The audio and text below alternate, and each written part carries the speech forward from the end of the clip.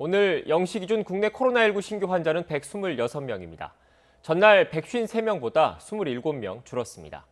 국내 발생이 109명으로 어제 하루 신규 확진자의 대부분을 차지했습니다. 한때 400명대까지 치솟았던 일일 신규 환자는 100명대까지 줄기는 했습니다.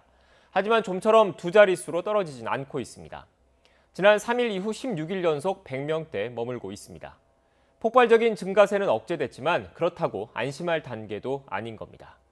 특히 인구가 밀집해 있는 수도권의 상황이 우려스럽습니다. 경기 광명시 기아자동차 공장, 서울 세브란스 병원 등 크고 작은 집단 감염 사례가 계속되고 있습니다.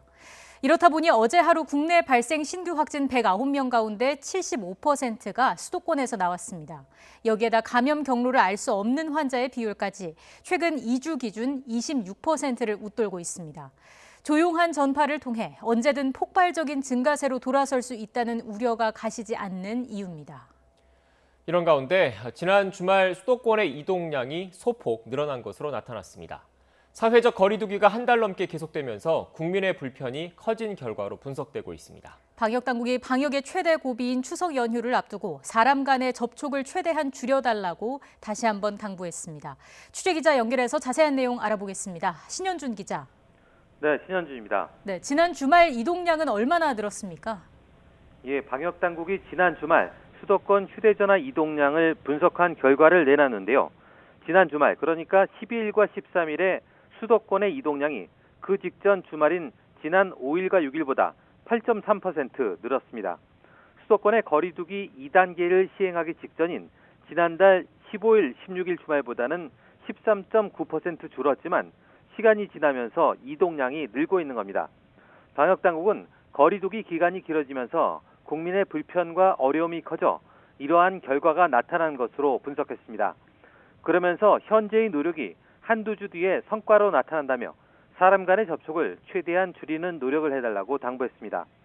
정부는 또 추석 연휴 집에서 명절 보내기를 권고하며 비대면 문화활동 지원 방안도 내놨는데요. 예술의 전당과 국립극장 등 29개 국립 공공기관이 보유한 공연과 전시, 도서 등 온라인 콘텐츠를 무료로 개방하고 집콕 문화생활이라는 사이트에서 안내할 예정입니다.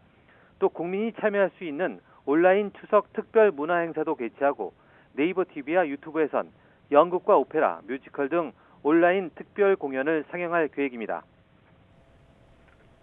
거리두기 강화로 혈액 보유량이 줄어서 방역당국이 헌혈 동참을 호소하고 있다면서요?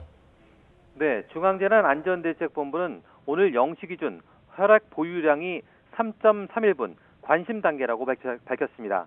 혈액 보유량이 5일분 이상이면 적정, 3일 이상 5일 미만이면 관심, 2일 이상 3일 미만은 주의, 1일 이상 2일 미만은 경계, 그리고 1일 미만은 심각으로 나뉘는데요. 그동안 혈액 보유량은 적정치인 5일분 이상을 유지해왔지만 최근 거리두기 강화 이후 단체 헌혈량이 약 32%, 개인 헌혈량은 약 20% 감소했습니다. 방역당국은 체열자와 헌혈자 모두 마스크를 착용하고 체열 시에도 거리두기를 지키고 있다며 소중한 생명을 살리는 헌혈에 적극적인 관심을 갖고 참여해달라고 당부했습니다. 지금까지 사회부에서 YTN 신현주입니다.